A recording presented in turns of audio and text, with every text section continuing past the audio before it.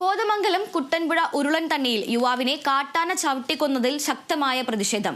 ആക്രമണത്തിൽ മരിച്ച എൽദോസിന്റെ മൃതദേഹം 6 മണിക്കൂറോളം നീണ്ട പ്രതിഷേധത്തിനൊടുവിലാണ് സംഭവസ്ഥലത്ത് നിന്ന് മാറ്റിയത്. എൽദോസിന്റെ കുടുംബത്തിനുള്ള 10 ലക്ഷം രൂപയുടെ ധനസഹായം ഇന്ന് കൈമാറുമെന്നും ട്രഞ്ചിന്റെ നിർമ്മാണം ഇന്ന് തന്നെ ആരംഭിക്കാമെന്നുമുള്ള ജില്ലാ കളക്ടർ NSK ഉമേഷിന്റെ ഉറപ്പിന്മേലാണ് മൃതദേഹം മാറ്റിയത്. കോതമംഗലത്തും ഉരുളൻതണ്ണിയിലും ഇന്ന് ജനകീയ ഹർത്താലും പ്രഖ്യാപിച്ചിട്ടുണ്ട്. വിവരങ്ങളുമായി എബി ജോൺ തോമസ് ചേരുന്നുണ്ട്. എബി, ഇത്തരത്തിൽ 6 മണിക്കൂറോളം അല്ലെങ്കിൽ 7 മണിക്കൂറോളം നീണ്ട പ്രതിഷേധത്തിനൊടുവിലാണ് മൃതദേഹം മാറ്റാൻ പോലും നാട്ടുകാർ സമ്മതിച്ചത്.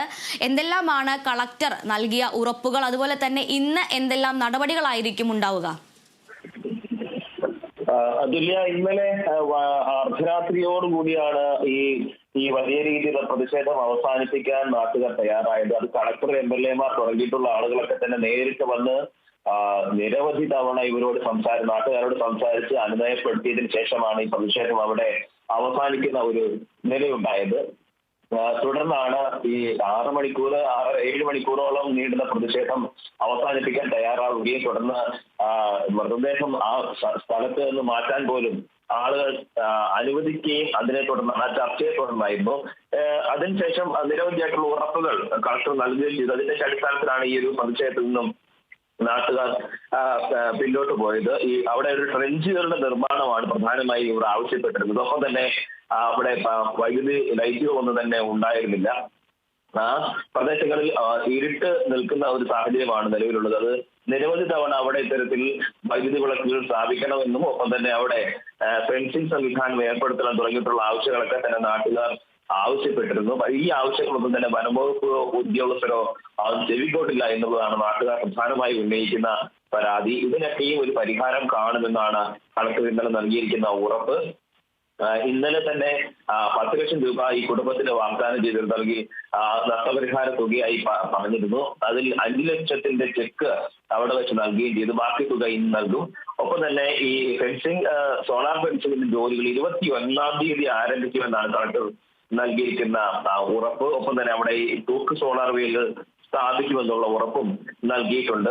നിരവധിയായിട്ടുള്ള പദ്ധതികൾ, അതായത് ഇപ്പോൾ ഈ പദ്ധതി, അതായത് ഈ ഫെൻസിംഗ് സംവിധാനം ഏർപ്പെടുത്തുന്നു, വൈദ്യുതി വിളക്കുകൾ സ്ഥാപിക്കുന്നു തുടങ്ങിയിട്ടുള്ള കാര്യങ്ങളിലൊക്കെ വാഗ്ദാനങ്ങളുണ്ട്. ഈ വാഗ്ദാനങ്ങളൊക്കെ നടപ്പിലാകുന്നുണ്ടോ എന്നതിനെ കുറിച്ച് 27-ാം തീയതി ഒരു അവലോകന യോഗം ചേരാനും കളക്ടർ തീരുമാനിച്ചിട്ടുണ്ട്. അതും ഈ പ്രതിഷേധക്കാരെ നാട്ടുകാരെ അറിയിക്കുകയും ചെയ്തിട്ടുണ്ട്.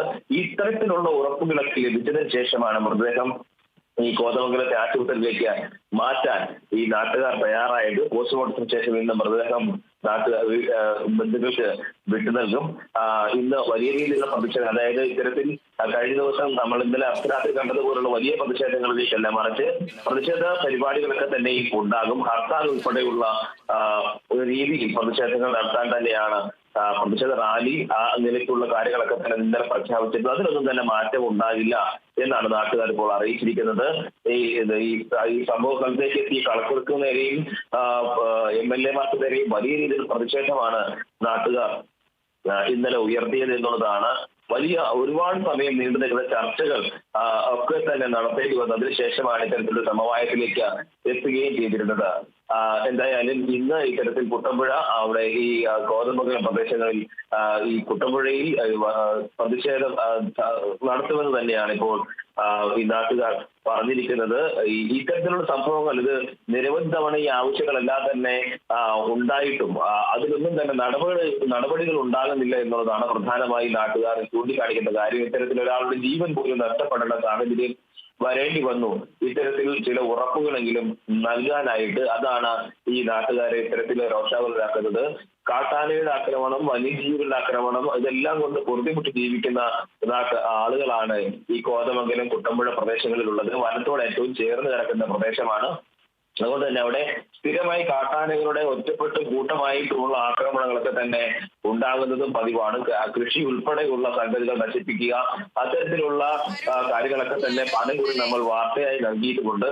ആ സംഭവങ്ങളൊക്കെ തന്നെ നടക്കുമ്പോൾ ഏതെങ്കിലും തരത്തിൽ വന്ന് ആളുകളെ അനുനയിപ്പിച്ച് പോവുക എന്നുള്ളതല്ലാതെ അതിന്റെ ഒരു നടപടി ക്രമത്തിലേക്ക് പോകുന്ന സാഹചര്യം ഉണ്ടായിട്ടില്ല എന്നുള്ളതാണ്. എൽദോസിന്റെ കാര്യത്തിലാണെങ്കിലും ഇന്നലെ അദ്ദേഹം സ്ഥിരമായി നടന്നു പോകുന്ന വഴി, ബസ്സിറങ്ങി സ്ഥിരമായി നടന്നു പോകുന്ന വഴിയാണ്. അവിടെ ആ വഴിയിലൂടെ വീട്ടിലേക്ക് പോകുന്ന ഘട്ടത്തിലാണ് ആ കാട്ടാനയുടെ ആക്രമണം ഉണ്ടാവുകയും ജീവൻ നഷ്ടപ്പെടുകയും ചെയ്യുന്ന സ്ഥിതിയിലേക്ക് കാര്യങ്ങളൊക്കെ തന്നെ എത്തിയത്.